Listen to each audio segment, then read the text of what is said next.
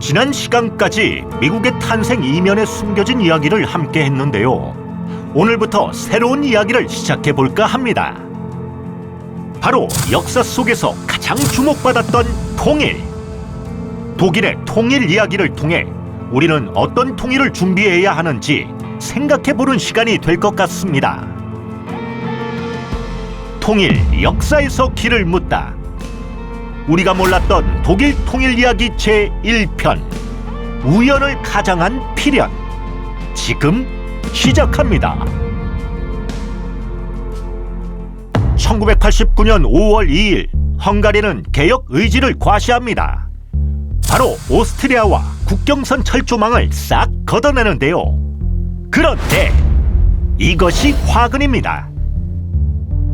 철조망이 없으니 거의 매일 2천여 명의 동독 주민이 탈출을 하게 됩니다. 이것이 바로 탈독 열풍의 시작이죠. 여기에 힘들어서 더 이상 못 해먹겠다는 건지 18년간 장기 집권해온 동독의 최고 지도자 에리히 호네커 서기장이 사임을 합니다. 그리고 새로 취임한 이 남자, 바로 에곤 크렌츠 서기장인데요. 일단 탈독과 시위를 진정시키기 위해서 한 가지 계획을 짜냅니다. 시위도 진정시키고 사람들로부터 인기를 얻으려면 어떻게 해야 할까? 그는 여행 자유화 계획을 인민의회에 제출합니다.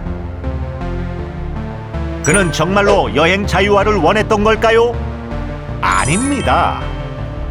그는 이 계획을 제출해 여행 허가 절차를 다소 완화시켜 주민들의 불만을 잠재우고 싶었을 뿐입니다. 그런데 의도가 불순했던 까닭인지 일이 쉽게 굴러가지 않습니다.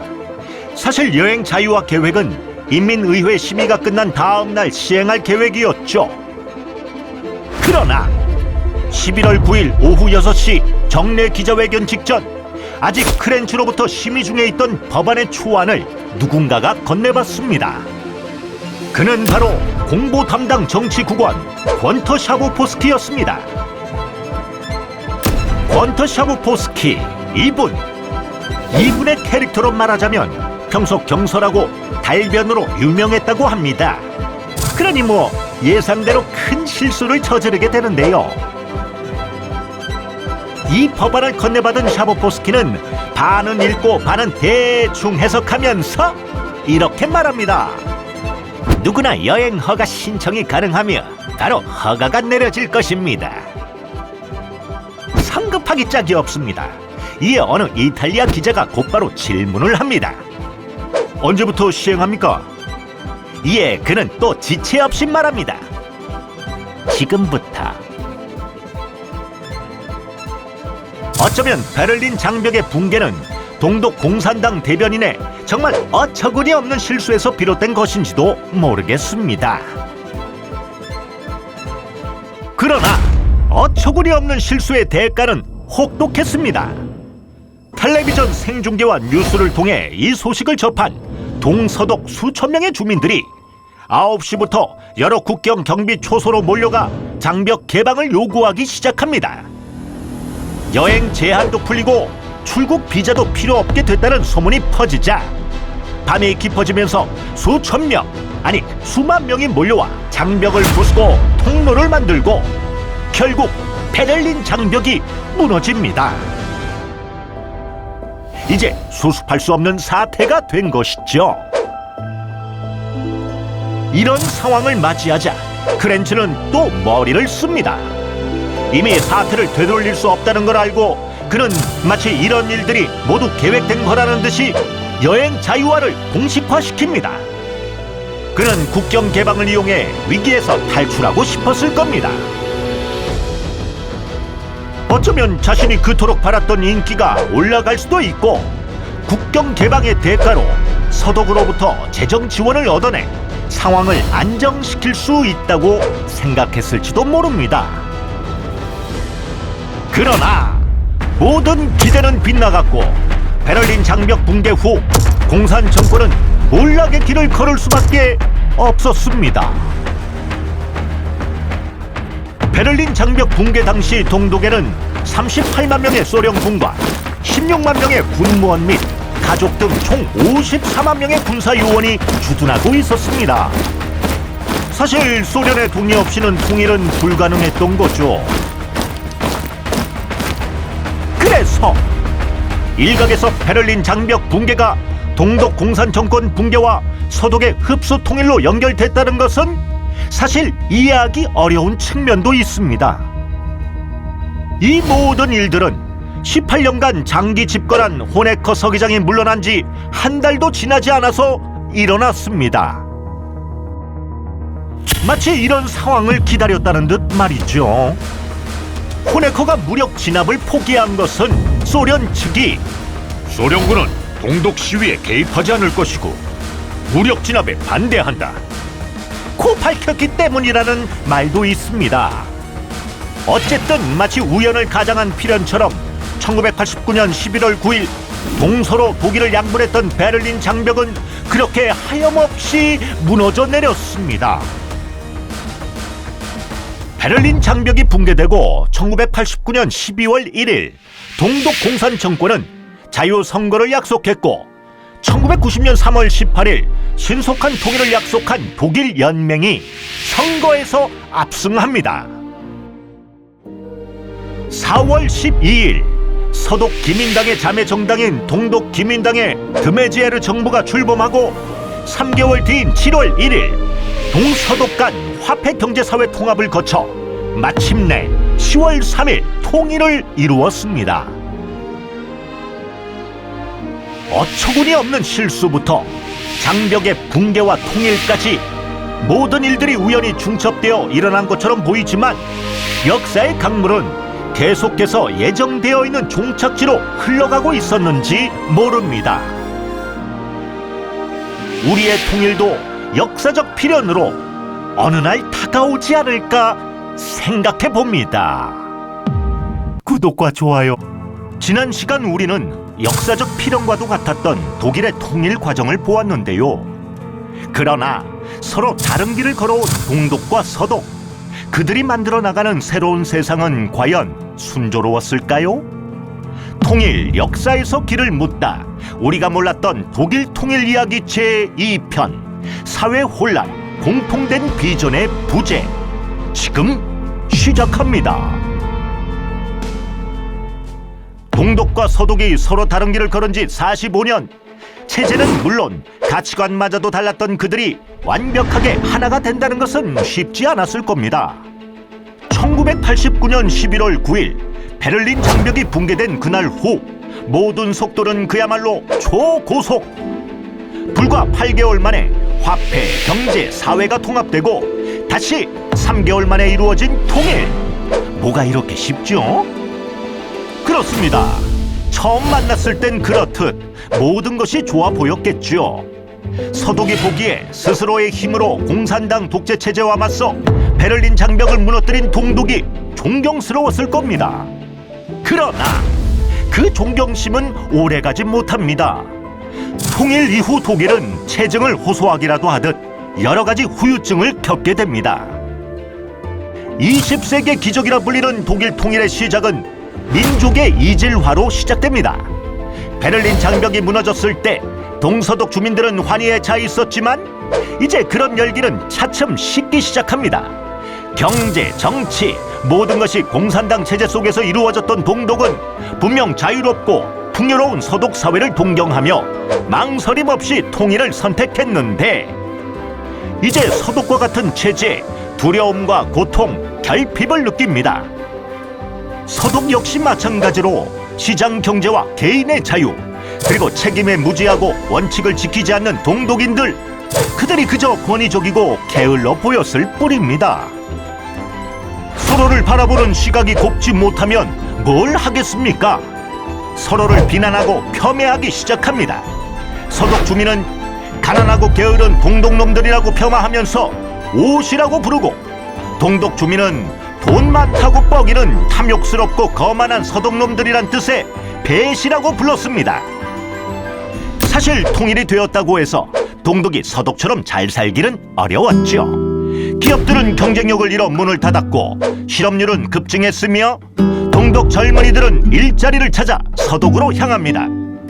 통일만 되면 경제적 풍요를 누릴 거라 믿었는데 이제 그들은 서로의 문화와 정서적 차이를 심하게 느끼며 게으른 옷이, 거만한 배시, 베를린 장벽은 붕괴되었을지 몰라도 정서적 장벽은 그대로 있었습니다. 사회가 어수선하고 안 좋으면 어떤가요? 꼭 사회 문제를 일으키는 조직들이 우죽순 생겨납니다. 먼저 스킨헤드라는 조직이 생기는데 이들은 서독 주민들의 관용적인 태도가 너무 싫어서 극단적 민족주의를 앞세웁니다. 그리고 히틀러의 나치 제국을 신봉하는 네오나치 조직들도 생겨나는데요. 이들은 서독 정부가 받아들인 무슬림 이민자와 아프리카 이민자들 때문에 자신들의 생활이 힘들다며 폭력을 휘두르고 사회 문제를 일으킵니다. 베를린 장벽이 붕괴된 지 30주년. 실제로 독일 통일 현황 연례 보고서에 따르면 동독 주민의 57%가 나는 독일의 2등 시민이라고 답했습니다. 그리고 독일 통일 29주년 기념식에서 앙겔라 메르켈 독일 총리는 통일은 완전한 상태가 아니며 여전히 진행 중이다. 동서독 지역 간의 격차 해소에는 반세기가 더 걸릴 수 있다. 독일의 갈등은 왜 여전히 현재 진행형일까요? 독일이 통일 이후 이렇게 큰 혼란과 갈등을 겪은 이유? 짧은 시기 초고속으로 이루어졌고 통일 후 풍요로운 세상은 꿈꿨지만 서로가 만나 어떤 나라를 만들 것인가? 갑작스러운 통일로 새로운 나라에 대한 비전을 제시하지 못했고 충분한 논의와 구체적인 합의를 만드는 과정이 없었습니다. 그러나 비전이 영 없었던 것만은 아니었죠. 통일 직전 외세에 의한 분단 극복, 게르만 민족의 영화를 되살리자 미디어를 통해 사람들에게 대대적으로 주입했지만 이러한 비전이 사람들의 마음을 움직이지 못했죠. 왜냐하면 2차 세계대전을 겪은 독일인들은 민족과 조국이란 개념에 대해 강한 거부감을 갖고 있었기 때문입니다. 나치 연구학자인 네버하르트 예켈은 독일 역사에서 민족국가의 시대는 희생과 인간적 손실만 컸다. 우리는 독일인임을 더 이상 자랑스러워하지 않는 점을 자랑해야 한다. 유명한 소설 향수의 저자 패트릭 쥐스킨도 한마디 거들었습니다. 동독과 서독만큼 무관한 것도 없다. 애국심과 민족적 단결심이 가장 필요한 시기에 국민적 일체감은 동원조차 할 수 없었던 거죠. 비스마르크에 의해 독일이 통일된 것이 불과 120여 년 전이고 통일 국가로 존재했던 기간이 불과 74년. 그리고 45년의 분당 기간이 이어져 민족 감정이 두터워지기 어려웠던 독일에게 동서독은 하나의 민족이다. 과거의 영광을 되살리자. 이 비전으론 독일을 진정 하나로 만들기에는 역부족이었을지도 모르겠습니다. 독일의 통일을 보면서 우리는 한반도의 통일을 그려봅니다.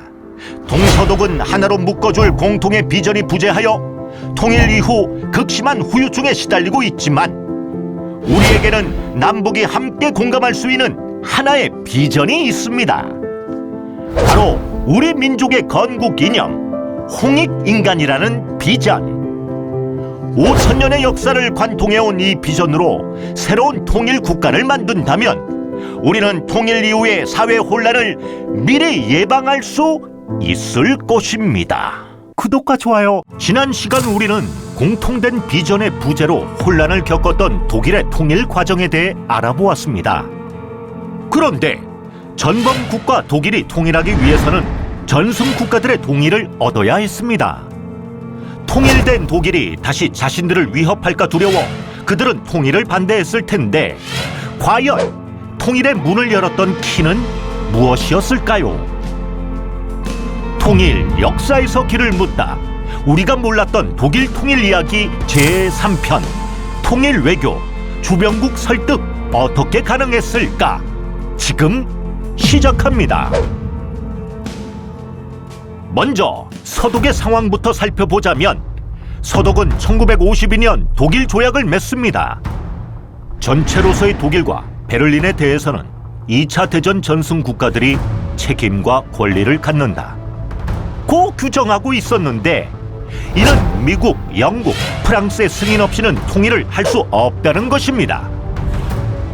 당시 서베를린 지역에는 미군 6,000명, 영국군 3,500명, 프랑스군 3,000명이라는 외국군이 주둔하고 있었으니 각설하고 이들 나라의 승인이 없는 한 독일 통일은 불가능하다 이겁니다.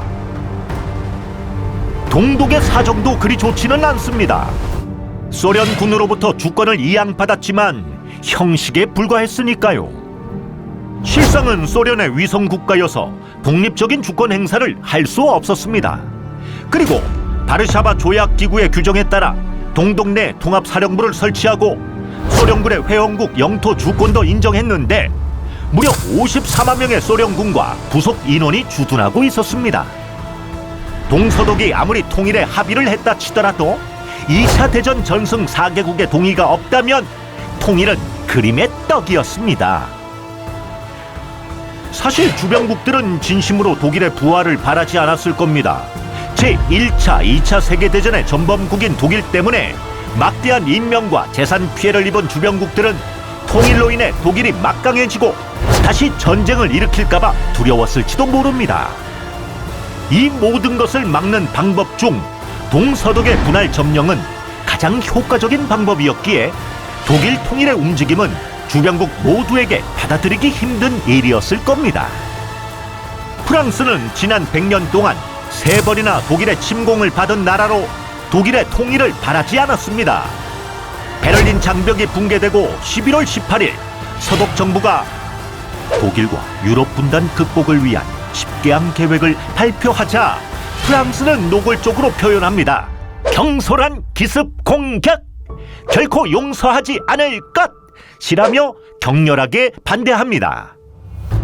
그리고 이런 서독의 움직임에 반격이라도 하듯 동독의 모드로우 총리와의 회담에서 적극적으로 투자를 할 테니 서독에 병합되지 말아달라고 주문합니다. 그러나 이런 프랑스의 태도도 곧 국제 정서에 따라 변하기 시작합니다. 미국이 독일 통일을 적극적으로 지원하는 데다 소련도 태도 변화의 징후를 보였기 때문이죠. 눈치 빠른 프랑스는 재빨리 독일과 유럽 통합을 추진하면서 통합 유럽 내에서 주도권을 행사하는 것으로 방향을 급선회하게 됩니다. 프랑스가 이런 결정을 한 데에는 사실 독일의 콜 총리가 유럽 단일 통화 제도의 도입과 신속한 유럽 통합을 약속했기 때문인데 자국에 도움이 되는 길을 마다할 나라는 없지 않을까 싶습니다. 영국은 사실 두려웠습니다. 독일이 통일이 되어 막강해지면 유럽 내에서 영국의 입지가 약화되지 않을까, 영국이 반대하고 있던 유럽 통합도 촉진되지 않을까 걱정이 이만저만이 아니었어요. 그래서 대처 총리는 대안을 내어놓습니다. 만약 독일 통일이 급속하게 진행이 된다면 나토, 유럽 공동체, 헬싱키 선언에 서명한 35개국과 공조하여 통일을 지연시킬 생각이었습니다. 89년 9월에는 소련의 고르바초프를 만나 독일 통일은 이웃 국가들의 희망과 이해가 충분히 고려돼야 한다 고 언급하고, 이어 11월 17일 미국의 부시 대통령과의 회담에서는 독일 통일이 성급하게 이루어지고 있다며 불만을 표시하기도 합니다. 그러나 영국의 이러한 노력은 국제적 호응을 얻지 못했고 영국 보수당 내 유럽 통합파가 반발해 대처 총리의 입지마저 약화됩니다. 결국 영국도 통일을 수용할 수밖에 없는 길로 접어들게 됩니다. 2차 세계대전 중 2천만 명이라는 어마어마한 인명피해를 본 소련. 당연히 독일 통일? 노노노입니다. 게다가 동독이 소련의 위성국가여서 굳이 찬성할 이유조차 없었죠. 그러나 동유럽 공산 정권들이 급속하게 붕괴되자 동유럽에 대한 통제권을 상실하게 됩니다. 동독 정부가 통일을 결정하자 미국 등 서방 국가들이 압박을 가해오니 소련은 코너로 몰리게 되는데요. 그래도 아주 쉽게 통일을 지지하지 않는 소련. 통일을 지지해주는 대가로 소련은 서독의 콜 총리로부터 막대한 경제 지원을 약속받습니다. 이렇듯 모두가 반기지 않았던 독일의 통일. 그러나 미국만은 달랐습니다. 물론 미국도 처음부터 긍정적이었을 일은 없죠. 세상에 공짜는 없는 법이니까요. 1989년 가을 동독평화혁명이 시작되기 이전부터 미국은 슬슬 긍정적인 태도를 표시해 오기 시작합니다. 왜냐고요? 서독이 일관되게 친미, 친서방 정책을 추진해 왔는데 사실 자기 좋다는 사람 뭐 싫어할 사람 있겠습니까? 게다가 콜 정부가 나토의 결정에 따라 국내외 반대에도 불구하고 1983년 11월 중거리 미사일의 서독 배치를 결정합니다. 이는 미소 간의 중거리 미사일 폐지 협정을 성공시키는데 일조하는데요. 이어서 미국은 베를린 장벽이 붕괴되자 더욱 가감하게 통일을 지원합니다. 강대국이었던 미국이 이렇듯 긍정적이자 미국의 눈치를 보던 주변국들도 대세를 따를 수밖에 없었지요. 독일 통일에 있어 미국은 지렛대가 되어준 가장 중요한 키를 쥐고 있는 나라였습니다. 이렇듯 주변국들의 이해관계가 복잡하게 얽혀있어 좀처럼 쉽지 않을 것 같았던 독일의 통일은 주변 국가들의 견제를 극복해가며 기적과도 같은 두 가지 일을 이루어냅니다. 바로 1990년 7월 16일 코카서스 정상회담과 9월 12일 2+4 모스크바 회담인데요. 코카서스 회담은 독일이 소련으로부터 완전한 주권 회복과 자율적 의사결정에 따른 통일을 문서로 보장받는 사건이었습니다. 콜은 회담의 대가로 총 550억 마르크를 지불했습니다. 2+4 모스크바 회담은 동독과 서독 그리고 미국, 영국, 프랑스, 소련 등 6개국 외교 장관들이 독일의 완전한 주권을 회복시키고 통일을 인정하는 마지막 절차였습니다. 한반도 통일에 있어서도 주변 6개국의 정치 경제적 이해관계, 영토 문제, 과거사 문제 등으로 독일만큼이나 복잡합니다. 일본과 중국은 한반도 통일에 부정적인데 독일의 통일처럼 우리도 미국의 역할이 주요 변수가 될 것입니다. 그리고 통일된 한국이 주변국 모두에게 이로울 수 있다는 새로운 비전이 제시된다면 한반도 통일의 문도 보다 쉽게 열릴 수 있을 것입니다. 구독과 좋아요. 지난 시간 우리는 주변국들의 반대를 이겨내고 기적 같은 통일을 이뤄낸 독일의 통일 외교에 대해 이야기했습니다. 통일 후 경제적 어려움으로 위기를 맞았지만 15년 후 세계 4위 경제 대국이 된 독일. 위기를 기회로 만든 독일의 경제를 만나볼까 합니다. 통일 역사에서 길을 묻다. 우리가 몰랐던 독일 통일 이야기 제4편 위기와 기회 통일 대박 지금 시작합니다. 결론적으로 독일의 통일은 대박입니다. 통일을 하면 경제는 장기적으로 손해를 입고 힘들 거라고 예상했지요. 맞습니다. 오랫동안 힘들었고요. 그러나 동독의 노동력과 서독의 기술력이 만나 빛을 발하게 됩니다. 유럽연합 내에서 독일의 위상은 높아졌고 통일 15년 후 세계 4위 경제 대국으로 우뚝 서게 됩니다. 지금 독일의 경제 성적표는 놀라움 그 자체입니다. 2019년 기준 국내 총생산 3조 4천억 유로, 유럽 1위가 됩니다. 통일은 독일 민족이 재도약하도록 결정적인 역할을 했는데요. 그러나 처음부터 통일 대박을 외칠 수는 없었는데 그 이유를 한번 살펴보겠습니다. 먼저 통일 비용으로 막대한 돈을 쓰고 나니 재정적으로 힘들 수밖에. 과연 얼마나 썼을까요? 가늠이 안 되는데. 베를린 장벽 붕괴 30주년을 앞두고 언론에서 밝힌 게르하르트 슈레더 전 독일 총리의 말을 들어보겠습니다. 독일은 지금까지 통일 비용으로 2조 유로 약 2,610조 원을 지출했다. 어마어마한 금액입니다. 이를 인구 1인당으로 환산하면 10만 유로가 넘는 엄청난 금액이라고 볼 수 있습니다. 통일 직후부터 쭉 막대한 통일 비용이 들어가니 경제적으로 쇠퇴를 할 수밖에 없겠지요. 독일은 2000년대 중반까지 유럽의 병자로 불리며 조롱받습니다. 통일 비용을 조달하기 위해 독일 정부는 국채 발행, 세금 및 사회보험료 인상, 사회보장 혜택의 축소, 예산 절감 등 어떻게든 재정 압박을 풀 수 있는 다양한 방법을 찾습니다. 국채 발행은 전체 비용의 60-70%를 차지했고 1989년 국내 총생산 대비 41.3%에 불과했던 공공부채는 2009년 73.2%로 증가하는데, 한마디로 통일 독일 정부의 재정 압박은 점점 심해집니다. 역사상 전례가 없던 길을 가고 있는데 마냥 밝은 미래만 있을 수는 없었겠죠. 시행착오는 계속됩니다. 이른바 통일세라 부르는 연대 부가금이라는 세금이 생겼는데요. 소득세와 법인세에 7.5%의 추가 세율을 부과했다가 너무 과도하다는 여론에 따라 1997년부터는 5.5%로 부과합니다. 원래는 1년만 하려고 했는데 통일 비용이 급증하다 보니 이거 안 되는 거죠. 그러다 보니 조세 저항이 심해집니다. 1995년 통일세를 재도입할 당시 언론의 헤드라인을 볼까요? 월급 봉투의 충격. 세금으로 다 떼가니 얇디 얇은 월급 봉투 자체가 충격. 이쯤 되니 통일세 폐지하자고 외치는데 2009년 통일세에 대한 설문조사를 보면 80%의 응답이 부정적이었습니다. 독일 납세자 연맹은 2006년 연방헌법재판소에 통일세 위헌 소송을 내기도 할 정도였습니다.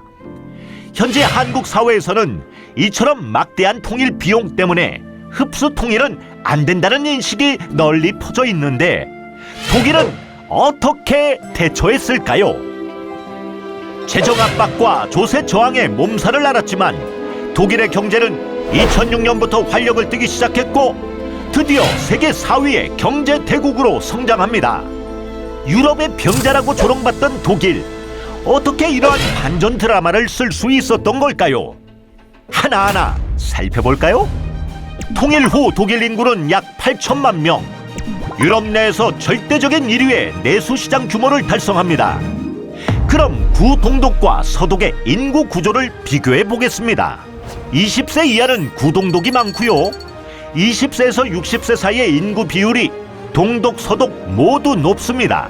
이렇게 동독과 서독이 만나 인구 통합이 되니 결과적으로 통일 후 생산 가능 인구가 확대되었던 거죠. 그리고 고령화가 지연되었음을 알 수 있습니다.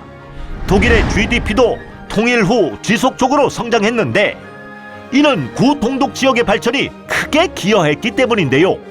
통일 후 독일의 GDP는 1991년 1.5조 유로에서 2013년 2.7조 유로로 약 80% 이상 늘어납니다. 통일 후 정치적 리스크가 축소되고 내수 시장이 확대되면서 지정학적 위치의 강점도 부각됩니다. 오, 독일이란 나라 꽤 괜찮은데? 이러니 외국인 투자자들이 몰려듭니다. 외국인 직접 투자 유입 규모를 보면 1991년 48억 달러에서 2000년 2101달러를 기록하는 것을 보면 크게 확대되었음을 알 수 있습니다. 통일이 되니 서로 이주를 하는데 특히 구동독에서 좋은 학력과 경력을 소유하는 젊은 층이 대거 구서독 지역으로 유입됩니다. 저임금 고학력 노동자들의 대거 유입으로 노동비용 상승률도 2000년대 후반까지 유로존 평균보다 낮게 유지되는데 1997년에서 2008년까지 평균 2%로 유로존 평균 2.9%보다 낮았습니다. 제조업 생산 기지로서 구동독 지역이 활용되면서 수출 경쟁력이 개선됩니다. 이곳이 생산 기지화되면서 수출 가격 경쟁력이 높아졌고 이는 독일의 총 수출 증대에 긍정적으로 작용합니다. 1991년 3,404억 유로에서 2014년 1조 1,335억 유로로 증가했습니다. 독일 경제는 고질적인 악순환이 있었는데 독일 정부는 통일 과정을 이 악순환을 끊어내는데 적극 활용했습니다. 경직된 노동시장, 제조업 부문의 경쟁력 약화, 경기 침체, 실업의 악순환, 고임금과 엄격한 고용 조건으로 국제 경쟁력 상실하고 완제품 판매 시장으로 전락할 가능성이 높아 보였던 독일이 단행한 것은 바로 노동개혁이었는데요. 그 결과 공장 이전을 멈추고 제조업의 경쟁력이 되살아나면서 수출이 경제를 견인해 나가기 시작합니다. 이로써 독일은 2005년부터 2008년까지 4년 연속 세계 수출 1위를 달성하게 됩니다. 독일 통일의 막대한 통일 비용과 그에 따른 경제적 후유증을 보면서 우리나라 사람들은 여전히 통일을 기피하고픈 심리가 있습니다. 또한 흡수 통일은 안 된다는 인식이 널리 퍼져 북한의 경제를 일으킨 후 합의 통일해야 한다는 주장도 있는데요. 이런 인식과 주장이 계속 있는 한 통일의 길은 가까워 보이지 않는다는 것입니다. 이런 우리에게 콜수성의 말은 시사하는 바가 크죠. 통일 후유증이 두려워 통일 안 한다면 어리석은 일이다. 중요한 것을 얻으려면 덜 중요한 것을 버려야 하듯 통일 후유증을 겪을 각오를 해야 한다. 통일 비용 지출은 20여 년에 불과하지만 통일의 혜택은 영원하다는 그의 말에서 구더기 무서워서 장 못 담근다는 속담처럼 통일의 후유증 두려워서 못한다는 논리는 멀리 멀리 던져야 할 때입니다. 독일 사례에서 보듯이 통일은 어떻게 준비하느냐에 따라서 한국의 경제가 새롭게 도약할 수 있는 기회가 될 수도 있습니다. 독일의 위기를 기회로 잘 살려 지금의 통일 독일을 만들어냈듯 우리도 저성장의 늪에 빠져있는 세계 경제의 새로운 엔진이 되는 그날을 어서 빨리 만들었으면 좋겠습니다. 구독과 좋아요. 지난 시간 우리는 통일 후 재정 압박, 조세 저항 등 여러 어려움에 직면했지만 이제 유럽을 이끄는 경제 대국으로 성장한 독일에 대해 이야기했습니다. 마치 역사적 필연과도 같았던 독일의 통일을 보면서 과연 통일을 하기에 적절한 시기는 언제일지 궁금해지는데요. 통일 역사에서 길을 묻다. 우리가 몰랐던 독일 통일 이야기 제5편. 통일 시기는 언제가 적절한 것인가? 지금 시작합니다. 동서독 정부 출범 40여 년. 오래 떨어져 있다 보니 분단 현실에 익숙해졌던 탓일까요? 이제 사람들의 머릿속에 통일이라는 단어는 흐릿해졌습니다.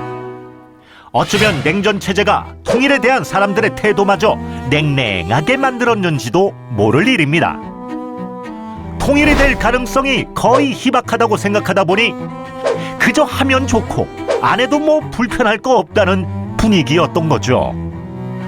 그 냉랭한 분위기, 정치권부터 살펴보시죠. 서독의 보수정당 기독민주당은 딱 대놓고 통일을 현실적인 목표로 두지 않았죠. 목표였다면 적극적으로 달성하려고 안간힘을 썼을 텐데 말이죠. 사회민주당 역시 가까운 장래에 통일이 되기란 힘들 거라 봤죠. 더 나아가 국민들의 반응 또한 별반 다르지 않았습니다. 통일을 시급한 과제로 보는가? 라는 질문에 1965년 45%가 답한 것에 반해 1988년은 0.8%에 불과했습니다.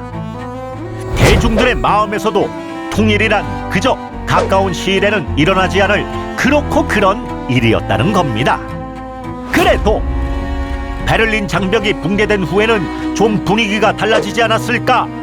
그러나 1989년 동독혁명이 무르익어가고 있던 시절 서독 국민들은 그때도 통일에 대해 별 큰 기대감이 없었다고 합니다. 아니, 40년을 가르던 장벽이 붕괴되고 사람들이 환희에 가득 차 기뻐하는 모습을 전 세계가 지켜보았는데 몇 수가 지나면서 그 열기는 차츰 식어가기 시작합니다. 사실 대다수 서독 사람들은 통일이 아주 중요해서 꼭 이루어져야 할 절실한 과제라고 생각하지 않았기 때문이죠. 왜냐하면 여기에는 독일의 뼈아픈 역사가 숨겨져 있는데, 바로 오랫동안 나치의 죄과를 반성해 오면서 서독 사람들에게 있어 통일보다는 자유가, 통일보다는 유럽 통합이 더 중요하다고 교육받아 왔기 때문입니다. 이렇듯 독일의 통일은 절실하지도 급하지도 않은 분위기 속에서 그야말로 역사적 운명처럼 일어난 사건인지도 모릅니다. 학계마저도 예측은커녕 통일을 원하는 분위기가 아니었습니다. 저명한 실존주의 철학자인 칼 야스퍼스는 독일 통일보다 중요한 것은 동독의 자유와 유럽의 통합이다. 서독 지식인 가운데는 통일을 반대하는 이들이 많았는데, 강력해진 독일이 다시 나치와 같은 죄를 반복할까봐 걱정했기 때문이죠. 또 양철북의 저자이자 노벨 문학상 수상자인 귄터 그라스는, 그는 미국과 서구 간의 협력 관계를 동유럽 지배와 동일시하면서 그래도 동독은 아직 인간성이 살아있는 사회라고 두둔하기도 했습니다. 동독은 1974년 헌법을 개정할 때 아예 통일 조항을 삭제했고, 소련이 버티는 한 통일은 불가능하다고 생각했는데요. 1984년 동서독 청소년들의 통일 여론조사를 보면 동독 60%, 서독 68%가 통일이 불가능할 것이라고 답했습니다. 통일을 예측하는 일은 왜 이렇게 힘들었을까요?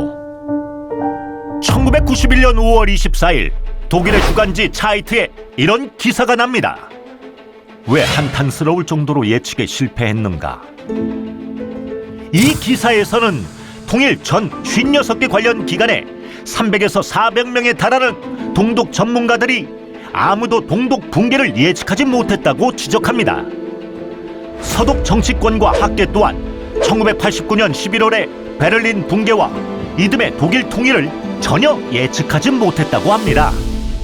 어쩌면 독일의 통일은 그렇게 전혀 예측하지 못하는 상황에서도 일어날 수 있는 역사적 필연이 아니었을까 싶습니다.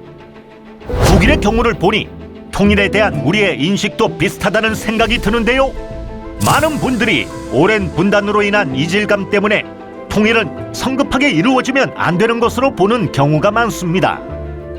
2019년 서울대에서 실시한 통일의식 조사를 보면 통일은 서두르기보다 여건이 성숙되기를 기다려야 한다는 의견이 53.5%, 통일 시기에 대해서는 20년 이내가 24.8%, 30년 이내가 18.7%로 응답했습니다.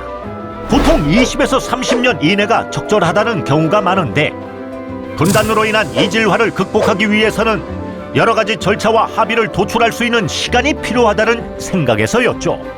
대다수 사람들은 이러한 점진적 통일론을 선호하는 편입니다. 그러나 과연 점진적 통일론이 정답일까요? 1990년 12월 경향신문의 여론조사를 보면 통일의 시기는 언제 적절한 것인가? 라는 질문에 20년 이내 24.4%, 20년 이후 36.8%를 차지합니다.